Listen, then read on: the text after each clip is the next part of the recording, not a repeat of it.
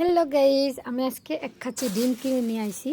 তো হচ্ছে এই ডিমগুলো আমি পরীক্ষা করলাম যে একটা ডিমও ভেসে ওঠে কিনা।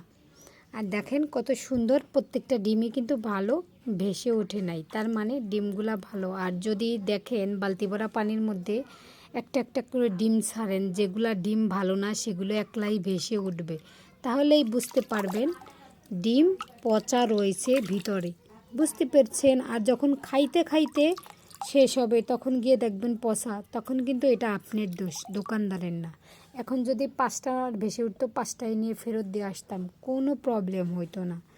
আর এরকম করে করে ট্রাই করো কে কে, অবশ্যই কমেন্টে জানাতে কিন্তু ভুলবে না। যে কোনো জিনিসই করার আগে ভাবিও, কইরা ভাববা লাভ নাই। যেমন এই কাজটা আগে করেছি বিধায় এটা অবশ্যই কোনো না কোনো ফল পাবো, মানে আবার ফেরত আমি 5টা ডিম পাবো। কিন্তু যদি আমি পরে নিয়ে যাই, খাইতে খাইতে দেখা যায় এটা আমার 2 মাসও লাগতে পারে, এক মাসও লাগতে পারে, তখন হচ্ছে আমি যদি নিয়ে যাই তাহলে কি হবে? কখনোই না, হবে না। এখন নিয়ে গেলে সে ফেরত দেবে।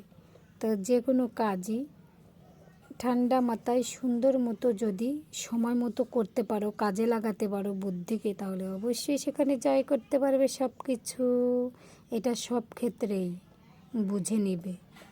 ওকে আমার প্রিয় অডিয়েন্স, তো সবাই ভালো আছো, সুস্থ থাকো, আল্লাহ হাফেজ।